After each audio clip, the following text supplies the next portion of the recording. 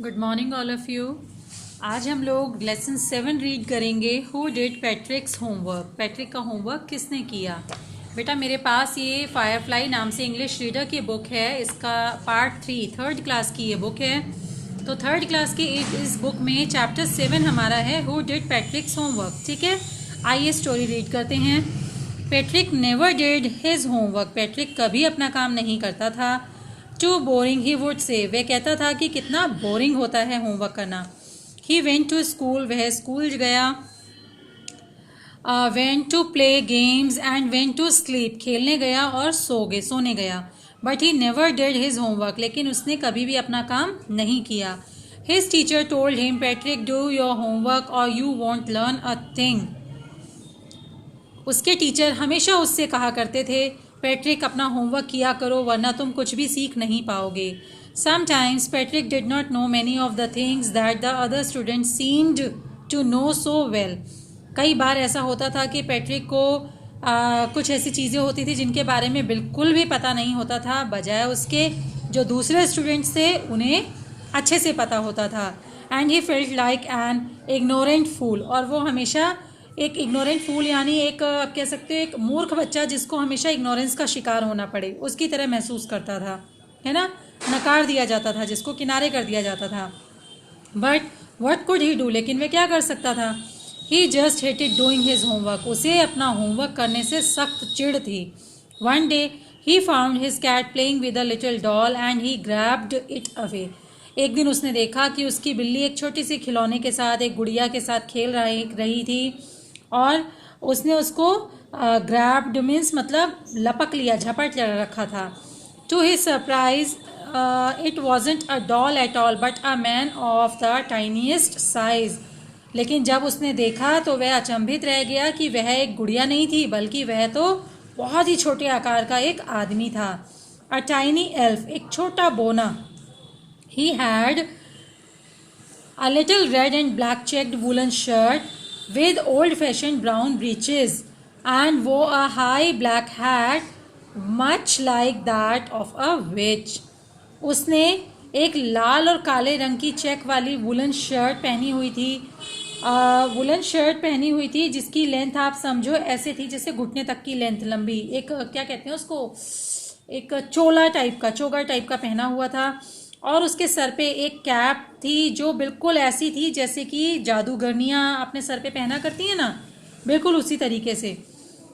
Tight in Patrick's grip he yelled, Patrick ने उसे इतनी कस के पकड़ा हुआ था कि वह चीखा, सेव मी प्लीज़, मुझे बचाओ please. Don't give me back to that cat, मुझे उस बिल्ली के हवाले मत करना। I will do anything you say, मैं कुछ भी करूँगा जो तुम कहोगे। आई प्रॉमिस, मैं वादा करता हूँ। Patrick couldn't believe his eyes and years, Patrick को अपनी आंखों पे कानों पे विश्वास नहीं हो रहा था। हाउ लकी ही वॉज, उसे लग रहा था कि वो कितना भाग्यशाली है। Here was the answer to all his problems, उसे उसकी समस्याओं का जैसे सारा समाधान ही मिल गया था। सो ही सेड, तो वह बोला, only if you do all the homework that are mine till the end of the term, मेरे टर्म का जितना भी होमवर्क पेंडिंग है अगर वो तुम सारा कर दोगे, दैट्स 35 डेज, लगभग 35 दिनों का काम है जो अगर तुम कर दोगे। And if you do it well and I get all A's will I be pleased, अगर तुमने वो सारा होमवर्क अच्छे से किया और मुझे सभी सब्जेक्ट्स में ए मिला, मैं खुश हो जाऊंगा। The little man's face wrinkled like a dishcloth thrown in the hamper, छोटे आदमी का मुंह बिल्कुल ऐसा हो गया जैसे कि डिश क्लॉथ कपड़ा साफ करने का नहीं होता, बर्तन साफ करने का कपड़ा नहीं होता, पोछा कह लो आप एक तरह से, बिल्कुल पोछे की तरह हो गया। He kicked his legs and doubled his fists and grimaced and scowled and pursed his lips. He kicked his legs मतलब उसने अपने पैरों को किक करने के तरीके से पैरों को थरथराते हैं ना, ऐसा किया। And doubled his fists and grimaced. बच्चों यहाँ पे कुछ वर्ड्स हैं जिनका मीनिंग मैं आपको प्रॉपर वे में बताती हूँ, थोड़ा सा टाइम दीजिएगा। ग्रिमेज्ड का मतलब है यहाँ पर एक गंदा सा एक्सप्रेशन अपने चेहरे पे बनाना, जैसे कि परेशान होके चिढ़ के हमारे चेहरे के एक्सप्रेशन आते हैं ना, वैसा वाला एक एक्सप्रेशन बनाना, ठीक है। और स्कोल्ड का मतलब होता है कि गुस्से में घूरना, ठीक है। तो क्या हुआ, उस छोटे आदमी को लगा कि ये तो मेरा कुछ ज़्यादा ही फ़ायदा उठा रहा है, तो उसने क्या किया, अपने पैरों से किक किया और गंदा सा गुस्से वाला फेस बनाया और ओह एम आई कर्स्ड, क्या मैं शापित हूँ, but I will do it, लेकिन मैं ये सब करूँगा, but then you will have to let me go after that, लेकिन इसके बाद तुम मुझे जाने दोगे। All right said Patrick, Patrick ने बोला ठीक है। माने उस छोटे से आदमी के कब्जे में आते ही पैट्रिक को लगा ये तो कुछ भी कर सकता है, तो पैट्रिक ने सोचा क्यों ना इससे अपने टर्म का सारा बचा हुआ होमवर्क ही करा लेता हूँ। 35 डेज का काम जो उसका पेंडिंग था, उसने कहा मेरा ये सारा काम अगर कर दोगे तो मैं इस बिल्ली के हवाले तुम्हें नहीं करूँगा। इतनी बड़ी शर्त देखकर इस छोटे आदमी को चिढ़ हुई, उसने गुस्से से पैट्रिक को घूरा और बोला लग रहा है जैसे मुझे कोई शाप मिल गया है, ठीक है, कि मुझे मतलब पनिशमेंट मिल गई है, अगर मैं ये सब कर देता हूँ तो मुझे जाने दोगे। तो पैट्रिक ने कहा हाँ ठीक है। And true of his word the little elf begin to do Patrick's homework, और अपने शब्दों के अनुसार छोटे आदमी ने पैट्रिक का होमवर्क करना शुरू कर दिया। Except that there was one glitch, बस वहाँ पर एक छोटी सी समस्या थी, a small problem that prevent something from being successful. Okay, Patrick ने होमवर्क तो करना शुरू कर दिया, लेकिन वहाँ पर एक प्रॉब्लम हो गई। The elf didn't always know what to do or how to do, so he always needed help. कि जो छोटा आदमी था, जो बोना था, वो लिख तो लेता था, लेकिन उसे ये नहीं पता था कि कहाँ लिखना है, क्या लिखना है, तो वो हमेशा पैट्रिक को परेशान करता, उसकी हेल्प लेता और उससे कहता हेल्प मी, मेरी मदद करो, he had said, and Patrick would have to help, और पैट्रिक को उसकी मदद करनी पड़ती। यानी क्या लिखना है, कहाँ लिखना है, कैसे लिखना है, ये सब बताने के लिए पैट्रिक को बुक खोलना पड़ता और क्वेश्चन आंसर्स को, लेसन्स को रीड करके बताना पड़ता, तब वो बोना आदमी लिखना शुरू करता था, ठीक है। After all he wanted someone to do his work, मतलब वो चाहता था कि मेरा होमवर्क कोई और कर दे, लेकिन फिर भी उसे बोने आदमी की इतनी मदद करनी पड़ती थी क्योंकि उसे अपना होमवर्क पूरा करवाना था। I don't know this word, मुझे इस शब्द का मीनिंग नहीं पता। The elf squid while reading पैट्रिक्स homework, बोने आदमी ने मतलब चिढ़ के या दुखी होके छोटा सा एक रोना सा करके मुझे नहीं पता कैसे करना है, इस तरीके से पैट्रिक को बोला। गेट मी अ डिक्शनरी, मेरे लिए एक डिक्शनरी ला, और better still look up the word and sound it out by each letter, और अच्छा होगा कि एक एक शब्द को, एक एक अक्षर को साउंड निकाल के पढ़ो, आवाज़ निकाल के पढ़ो। When it came to math, जब मैथ्स की बारी आई, Patrick was out of luck, अब तो पैट्रिक की हालत ख़राब हो गई। What are the time tables, time tables क्या हैं?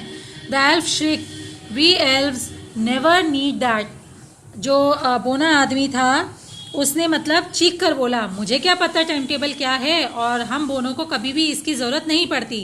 And addition and subtraction and division and fractions, here sit down besides me and simply guide me, यहाँ मेरे पास बैठो और मुझे सिंपली बताते रहो कि ये सब कैसे करना है। Elves know nothing of human history, बोने आदमी को इंसानों की हिस्ट्री के बारे में कुछ नहीं पता था। Though to them it's a mystery, उनके लिए तो इंसान एक मिस्ट्री थे, माने एक ऐसी समस्या जिसका कोई समाधान ही नहीं, एक ऐसी पहेली जिसको कोई सुलझा ही नहीं सकता, है ना। So the little elf already a शाउटर just got louder, इसीलिए जो बोना आदमी था वो चीखने लगा, जोर जोर से चिल्लाने लगा। Go to the library, I need book, library जाओ, ये किताब लाओ, मोर एंड मोर बुक्स, और लाओ, and you can help me read them too, और तुम मेरी मदद इन्हें पढ़ने के लिए भी करोगे। As a matter of fact every day in every way that little elf was a nag, मतलब अगर सीरियस वे में देखो ना तो वो जो था वो बहुत ही चालाक था, जो छोटा आदमी था, बोना था, बहुत ही चालाक था। Patrick was working harder than ever and it was a drag, Patrick क्या कर रहा था अब, जो उसने कभी भी नहीं की मेहनत, उससे कहीं ज़्यादा मेहनत वो अब कर रहा था, जबकि उसे बहुत ही बोरिंग लगती थी पढ़ाई, लेकिन उसे अब सब कुछ करना पड़ रहा था।